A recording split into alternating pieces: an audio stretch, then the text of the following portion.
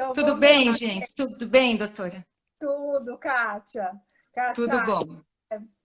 então, assim, eu não sei se você pegou, eu tinha começado a minha apresentação, não sei se você Isso, chegou a ouvir, né? Então, eu estava agora apresentando a minha convidada, né? A isso, convidada é a Kátia Rocha, que é a mãe do André, isso. né? O André está com 19 anos e eu cuido do André desde quando ele tinha 40 dias. E eu sou muito grata à Kátia por ter aceitado o convite para dividir com a gente momentos tão importantes da história da vida dela. Eu acho que vai ser muito rico e todos nós vamos sair daqui mais ainda engrandecidos com a história e a participação da Kátia. Eu que Então, agradeço, doutora. muito legal. Então, Kátia, assim, o tema que a gente vai fazer é sobre a maternidade atípica e eu queria falar um pouquinho desse comecinho aí do André, né? Para que as pessoas saibam como tudo começou. O André, ele nasceu prematuro, com uma má formação ocular e cerebral. E eu queria que a Kátia contasse para a gente, nesse primeiro momento, como é que foi quando ela recebeu a notícia, né, que ela descobriu que o bebê dela tinha um problema. E aí eu queria que você falasse, Kátia, como é que foi dada essa notícia, como é que você recebeu, por quem que foi dada essa notícia para você, o local, né? Com quem que você estava e qual foi a sua reação diante do recebimento dessa notícia? Bom, doutora, eu acho que quando o André nasceu, a coisa mais difícil nesse momento foi lidar com uma incerteza, né? Porque a gente não tem um diagnóstico fechado nesse momento. É muito difícil um médico chegar e falar qualquer coisa mais definitiva.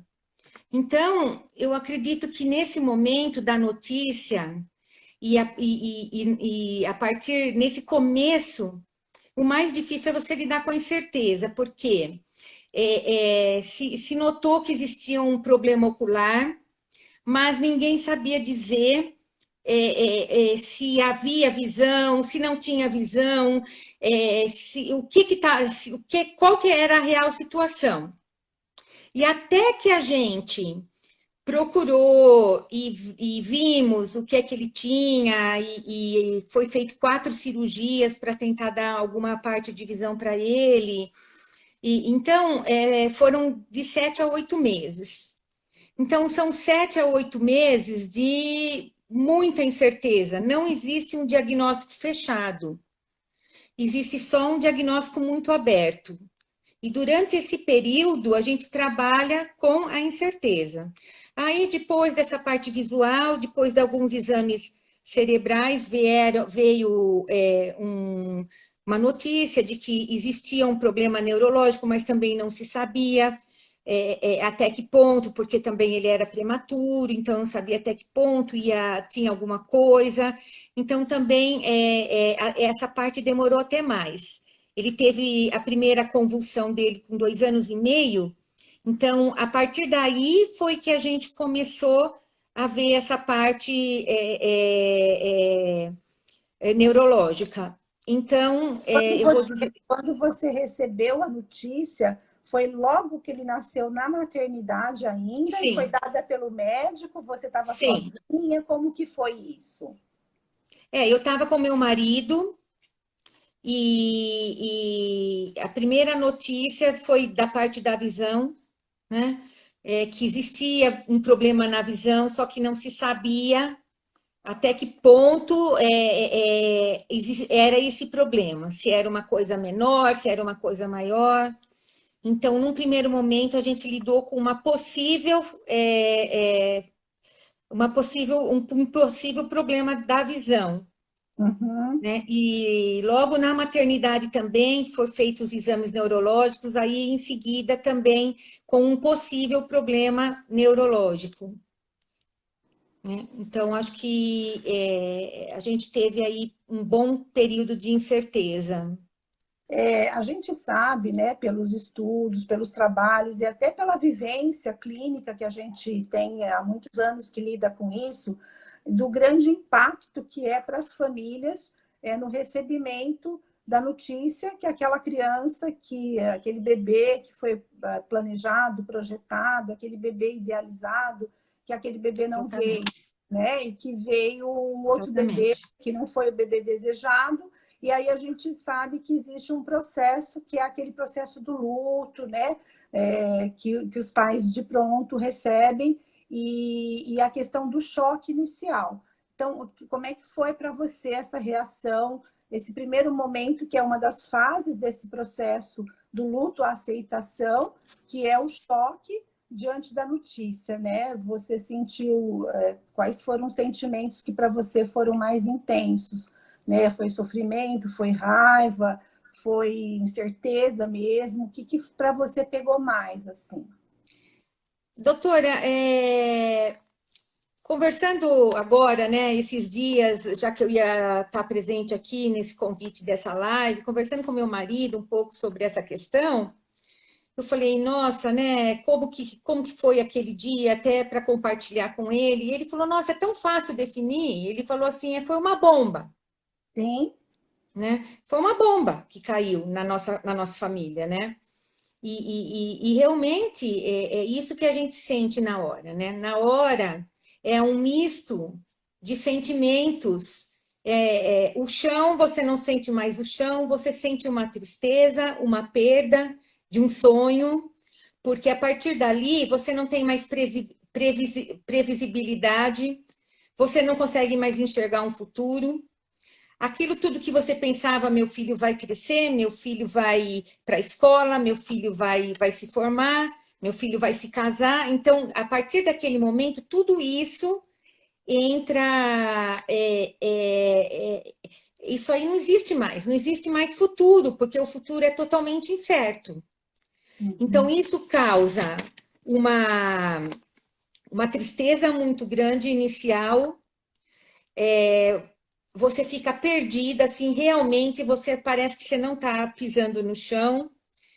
Esse primeiro momento é um momento, para a mãe, principalmente, é terrível, porque você está amamentando, você tá pensando nessa questão da saúde do seu bebê, e ao mesmo tempo, dentro de você está enfrentando tudo isso, Kátia, uma culpa.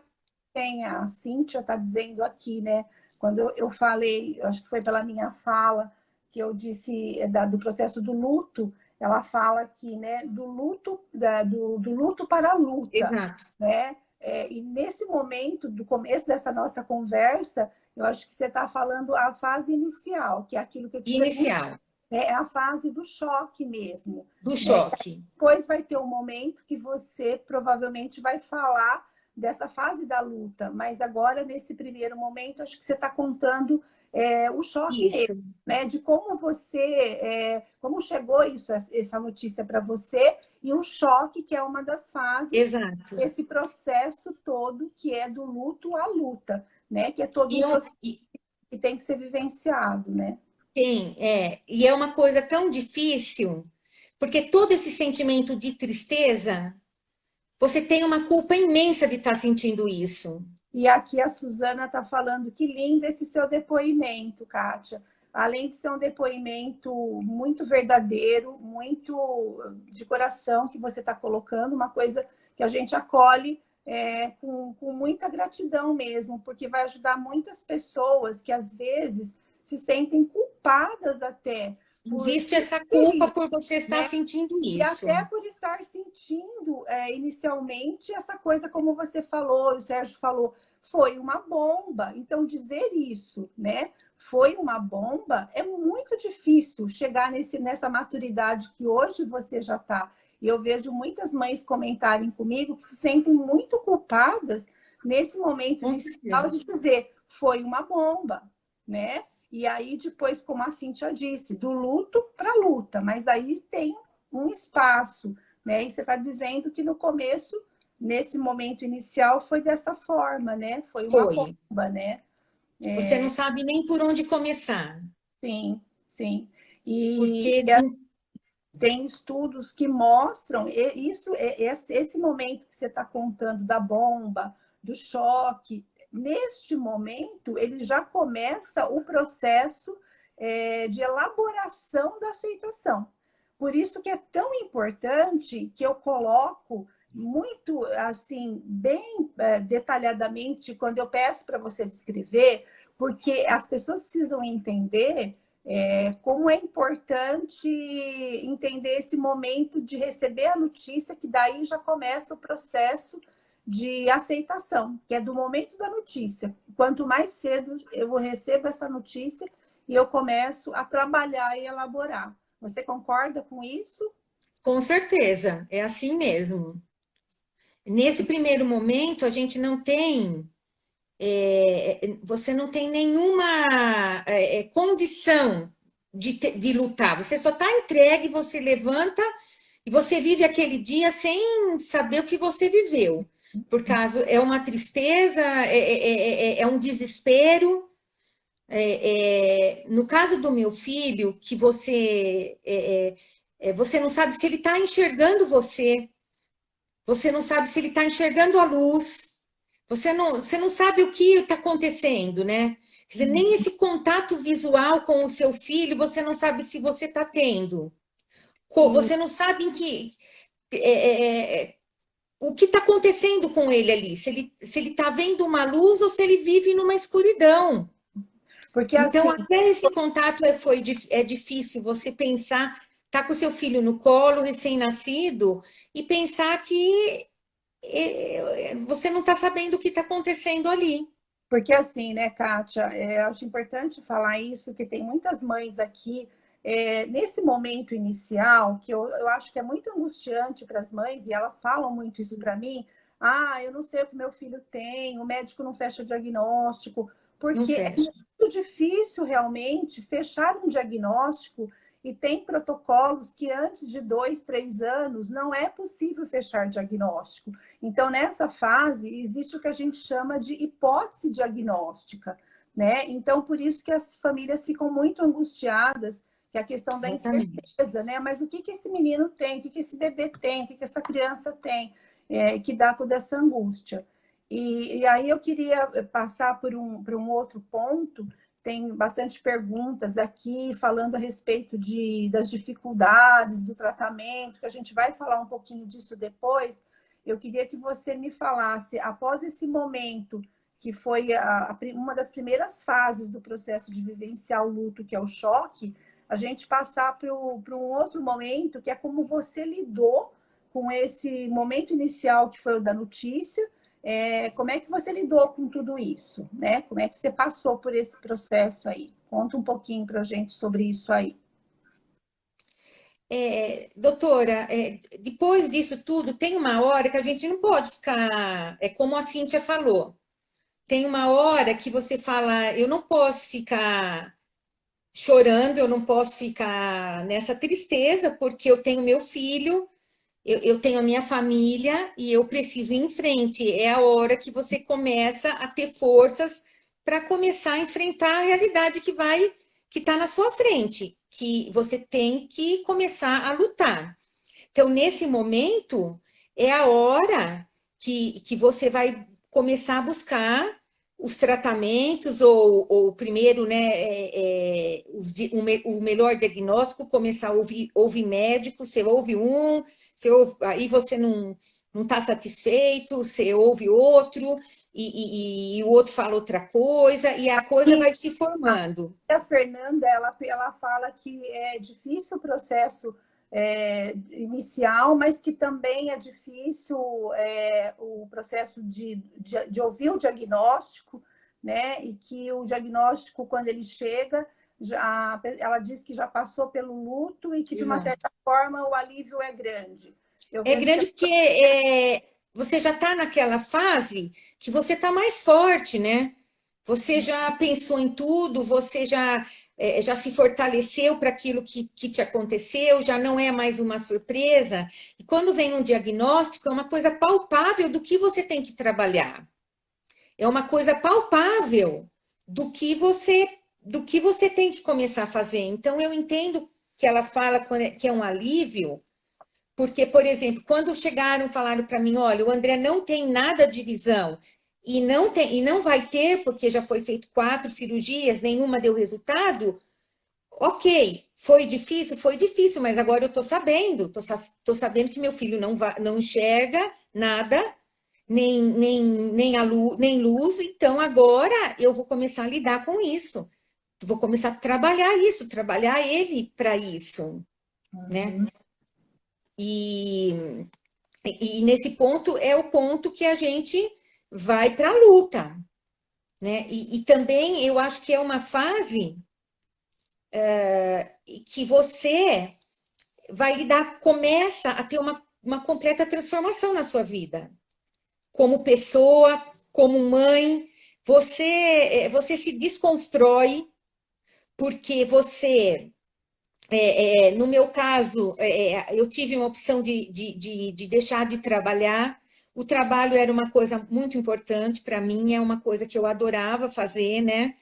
Era um trabalho que eu amava muito, foi uma decisão muito difícil. Então, assim, a gente, nessa luta, a gente vai se desconstruindo, porque as suas prioridades mudam, a forma de você enxergar a vida muda, porque você começa a enxergar a vida através dos olhos do seu filho. Começa a enxergar o preconceito, você começa a enxergar o sofrimento que ele vai ter. Então, as suas prioridades, a forma como você vê o mundo muda completamente. E você, como pessoa, muda completamente. Antes do André, eu era uma pessoa totalmente diferente do que eu sou hoje. Eu sinto realmente que eu me desconstruí, e nesse tempo, nesses 19 anos, eu fui me construindo uma outra pessoa. Uhum. E depois dessa fase, aí você começa, acredito que muitas mães que estão me ouvindo ainda têm crianças pequenas, menores, né? Como a senhora falou, a André já tem 19 anos. Sim. E aí chega um momento em que você não tem mais fase, né? Você começa a ver que a sua vida vai ser desse jeito toda a vida. E que você tem que, todos os dias, vai ter dias bons, vai ter dias ruins, vai ter dias felizes, vai ter dias ainda de tristeza. E você vai começar a conseguir olhar as coisas com aprendizado, você vai conseguir ter mais confiança em você, porque você olha para trás e vê, eu já passei tudo isso eu já passei. Então, isso que eu estou passando agora, eu vou passar também. É uma fase em que você começa a ter uma evolução pessoal, começa a ver aquele problema como uma coisa positiva para você e para sua família. Kátia, a gente sabe, né, pegando o gancho nessa sua fala, né, desses momentos todos que você passou, de transformação, de ressignificação, né, que essa fase do luto à luta passa pelo processo, primeiro de choque, depois de negação, quando se nega o diagnóstico, e aí vai para o enfrentamento, que é a ressignificação, que é esse ponto que você está falando. A gente sabe que os pais, eles são os primeiros responsáveis para proporcionar para o seu filho ele seja compreendido pela sociedade e na sua condição de ser especial. Então, em relação a isso, eu gostaria que você falasse, né, os seus principais desafios, começando pela família, né? Quais foram os principais desafios que você teve na sua família? Bom, doutora, na família, o principal desafio é você manter a união da família. A gente sabe, né, pelas estatísticas, que a grande maioria dos casais acabam se separando depois de uma criança de uma criança especial. E isso é uma realidade, né? Por quê? Quando acontece isso, o sentimento maior da gente, na verdade, é a solidão. Cada um vive a sua tristeza da sua forma. Você vive da sua forma e seu marido vive da forma dele. E em vez de haver uma união, cada um se fecha na sua dor. É isso que acontece. Cada um esconde. É um assunto que dentro de casa não é conversado. Porque você tem que ser forte, você não vai expor sentimentos difíceis de serem colocados. Então, a mulher, ela se sente muito sozinha e eu acredito que o marido também, porque é um assunto que não é conversado, os sentimentos não são expressados e é uma solidão muito grande. Então, manter a união do casal nesse momento é muito difícil, até porque você não tem mais vida social, a mulher está sempre muito cansada. Eu digo a mulher porque o homem continua às vezes trabalhando, tendo a vida dele, e a mulher assume esse papel de lidar com essa criança com seu filho por um tempo muito grande durante o dia.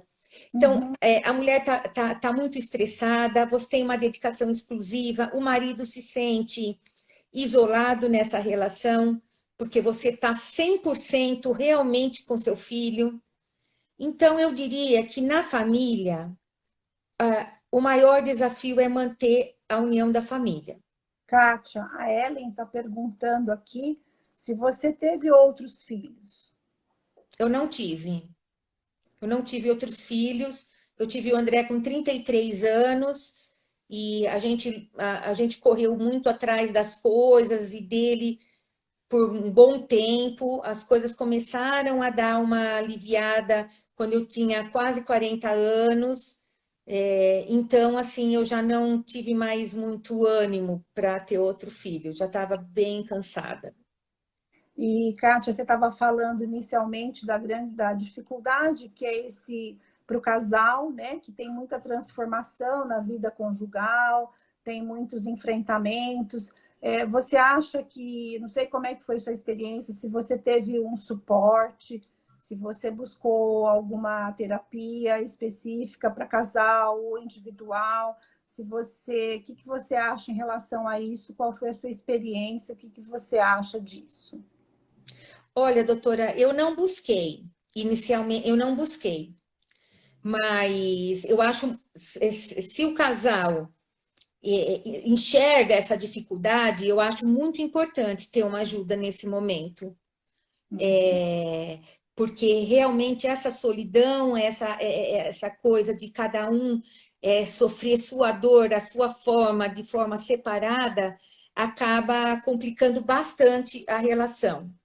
Então, eu acho assim que se o casal tiver essa visão, esse sentimento e tiver disposto a falar, porque tem isso, né? Isso é importante, né? Eu, por exemplo, pessoalmente, eu não queria falar. Então, foi um dos motivos que me levou a não procurar ajuda. Eu não tinha condições de falar.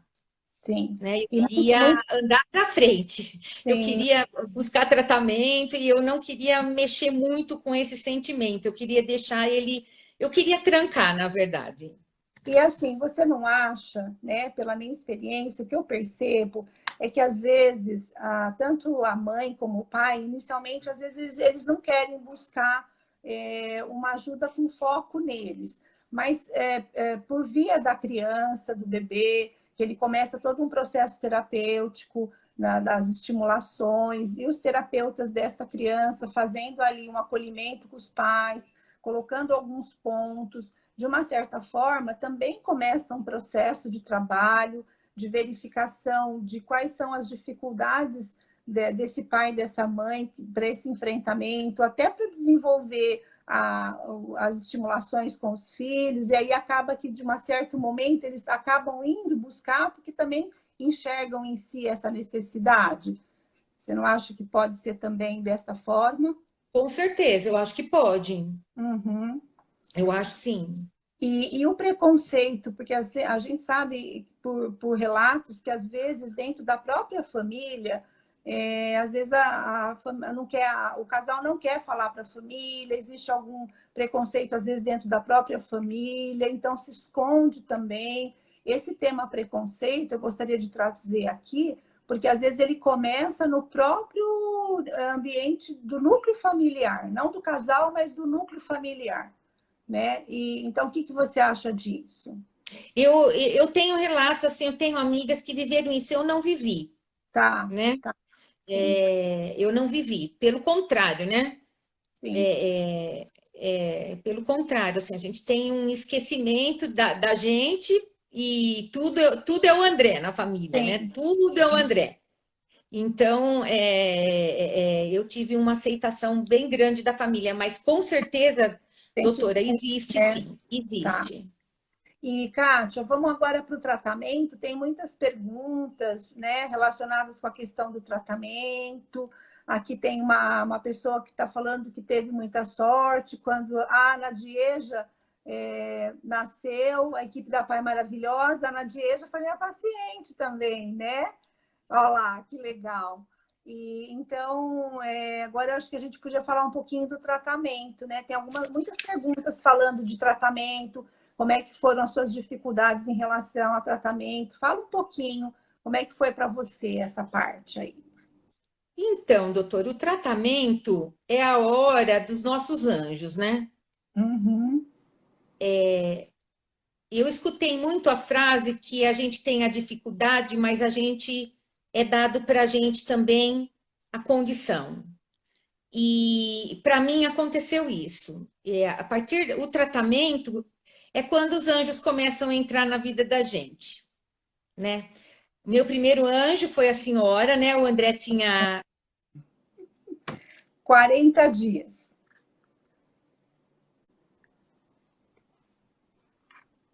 Kátia caiu. Suzana, você perguntou atualmente que tratamento que o André está fazendo, né? Atualmente, com 19 anos, o André agora entrou numa fase, ele já passou por todos os tratamentos que você possa imaginar em relação à reabilitação.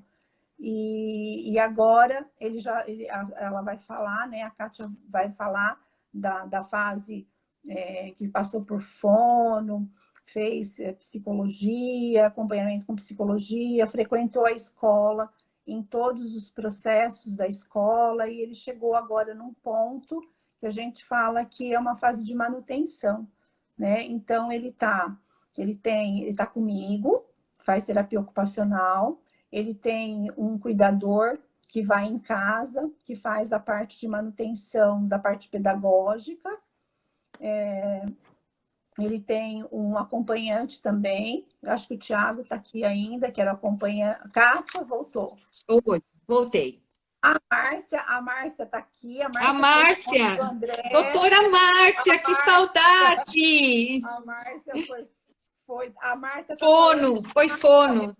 guerreira. A Kátia é uma Então, guerreira. é, Aí, então, mas eu estava falando, né? A senhora, o meu anjo, doutora Márcia, meu anjo. Depois veio doutor Vinícius, que é o neuro dele, meu outro anjo, né? E vários anjos. O pediatra que sempre corre com. É uma equipe enorme, assim, que são meus anjos, na verdade. Kátia, a gente estava falando, a Suzana perguntou assim, atualmente, que tratamento que o André faz. E eu falei que o André já fez todos os tratamentos, foi no Laramar, fez tudo que você possa imaginar, uma família que, graças a Deus, tem uma condição, né, social que possibilitou o André de ter assim um tratamento de Exato. ponta, né? E conta agora a fase que o André está agora, que eu acho que é importante também colocar que ele faz hoje. A Suzana perguntou que tratamento que ele faz. E só para a gente se situar, nós tivemos muito problema com técnica, nós estamos com menos de 15 minutos, Kátia. Tá. Então, dá uma resumida aí. Que Ok. Então, doutora, ele faz, né? Ele faz a terapia ocupacional com a senhora, né? E ele nada com o pessoal, com a Denise, que é a coordenadora lá, lá do Piama, uma pessoa que conhece ele há muito tempo, tem me ajudado também, é um dos anjos da vida nossa, do André, a Denise também. Um dos grandes anjos da nossa vida, que poderia a gente ter uma live só para falar sobre escola, né? Que é a Espaço Educar, que acho que já pode entrar um pouquinho em escola, viu, Kátia? Entra já na isso, escola.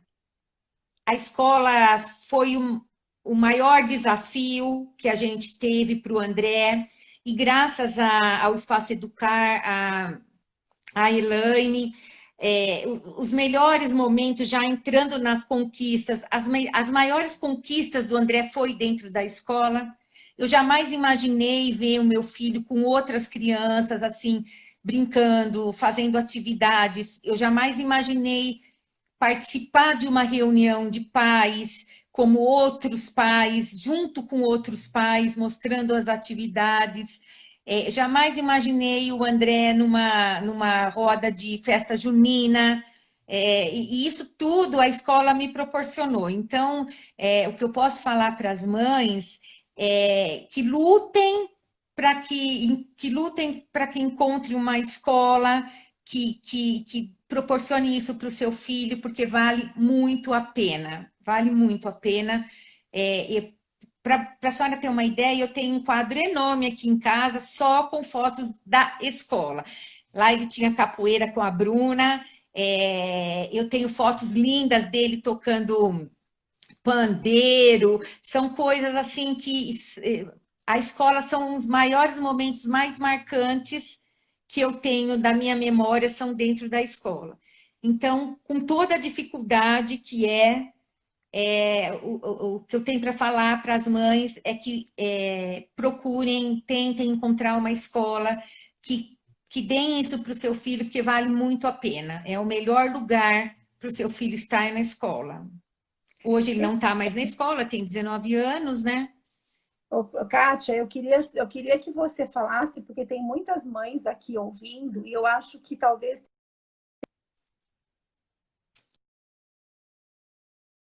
tiveram essa sorte, vamos dizer assim, de ter esse acolhimento na escola. E antes de você chegar no Espaço Educar, eu queria que você me dissesse se foi difícil para você, porque o Espaço Educar é uma escola inclusiva, né?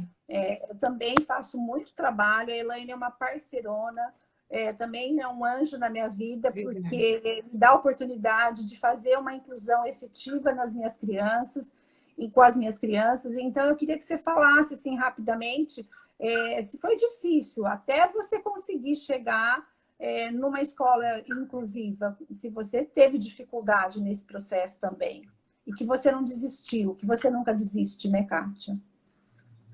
Doutora, a parte da escola realmente foi a mais difícil, porque antes da Espaço Educar, ele passou por 3 escolas. Nessas escolas a gente não conseguiu trabalhar, a gente não conseguia, o André ficava afastado das crianças, não existia um trabalho de inclusão, ele estava na escola por estar ali sem entender o que ele estava fazendo. Então foram 3 escolas que a gente tentou e não conseguimos resultado nenhum. Eu fiquei bem desanimada. Por isso que eu falo que quando a gente não deve desanimar, porque quando você encontra uma escola que é parceira, que está junto com você, que está disposto a fazer a inclusão do seu filho, vale muito a pena, vale mesmo a pena. E também a importância de você ter uma equipe que também seja parceira com essa escola, que também dê um suporte. Sim, nossa, com certeza. que também faça parte desse processo todo. E aqui uma coisa que eu tenho que pôr, a Márcia escreveu assim, desistir não existe no vocabulário da Kátia e de outras mães de crianças especiais, realmente. Isso é o que eu mais aprendo com todas vocês, as mães que passam pela minha vida. É uma grande lição que eu tiro todo dia. Essas mulheres, elas não desistem jamais, jamais. Então, doutora, eu queria entrar num ponto importante, que isso que vocês falam, a gente não desiste e tal, esse é um desafio. Manter a nossa esperança no nosso filho é um desafio, porque o resultado é muito lento. E tem muitos momentos em que você não consegue manter essa esperança, não consegue. Tem muitos momentos em que você está lutando, mas dentro de você, você não tem mais a sua esperança acesa de conseguir resultado. E é isso que é um desafio. Porque quando você deixa de acreditar que ele pode, as coisas realmente não vão para frente. Então, quando você acredita que ele pode, você vai ter mais força para expô-lo a frustrações, porque para você colocar ele numa situação desconfortável para ele, num desafio, você tem que acreditar que ele pode. E quando você deixa de acreditar nele, você começa a fazer as coisas por ele, você fala, não, eu não vou levar lá porque lá não vai dar certo, eu não vou fazer tal coisa porque isso aí ele não aceita. Então, doutora, eu acho assim que um dos desafios é manter a nossa esperança e sempre e manter a gente acreditar que o nosso filho pode Sim, fazer as coisas. é um ponto muito importante que você colocou. Isso tudo vai desse termômetro que você tem de acreditar que o seu filho pode, porque senão você vai começar a fazer as coisas por ele mesmo. Nós temos 5 minutos. Eu queria que aí a gente vai partir agora já para o encerramento. É um assunto que a gente ficaria aqui falando horas, né? Dá muita coisa para a gente falar, mas o tempo vai passando e aí a gente tem que ir para o fechamento. Eu queria, assim, a gente já falou bastante do filho, da criança, eu queria que você falasse para as mães, né? Que a gente já conversou bastante disso. O que essas mães poderiam fazer para elas também, né? O que você acha que é importante pensar nessa pessoa, nessa mulher, o que ela pode fazer para ela também, para ela se cuidar? Isso foi uma coisa que há uns 2 anos aconteceu na minha vida e mudou a minha vida também. Que foi quando eu voltei a fazer uma coisa que eu gostava muito.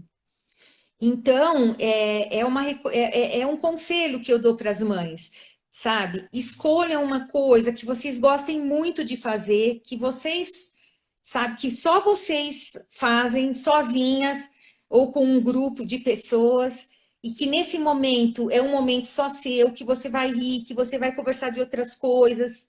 Isso pode ser uma vez na semana, mas isso mudou a minha vida. Eu passei depois de ter esse momento para mim, fazendo isso que eu amava, eu voltei a me revitalizar, a ter mais força com os desafios de dentro da minha casa, e isso eu recomendo muito, que não esqueçam de vocês mesmas, pelo menos um pouquinho, entendeu? Não precisa ser, eu vou todo dia, como eu não consigo, eu não prometo muito, mas 1 hora na semana é 1 hora que eu saio da minha casa e eu vou fazer uma coisa que eu amo demais. Então, vocês vão isso, vai dançar, você, né? isso, vai pintar, vai fazer uma coisa que você gosta, que você vai falar com outras pessoas sobre outras coisas, sabe? Que não é problema, e você vai ver que isso aí vai ajudar muito dentro da sua casa. A gente está quase terminando, daqui a pouco vai cair. Eu queria fazer o fechamento e dizer assim para vocês, mães, Acreditem nas potencialidades do seu filho com deficiência. O acreditar, ele já vai ser um fator fundamental, essencial para os avanços do desenvolvimento do seu filho. E uma outra coisa que eu queria deixar para vocês é assim, busquem o autodesenvolvimento pessoal. Como a Kátia falou, existem várias ferramentas. Cada pessoa vai buscar qual é a ferramenta que sente no coração que é melhor, né? Seja terapia, seja dança, seja fazer uma meditação, yoga, enfim, busque alguma coisa para vocês. Kátia, mais uma vez, gratidão, gratidão por você estar aqui e por você fazer parte da minha existência profissional, que eu sempre muito, muito. Mil beijos a todos. Beijo para todos. Muito obrigada. Beijo para todos. Beijo. Obrigada, viu, gente? Beijo. Um beijo. Tchau. Tchau.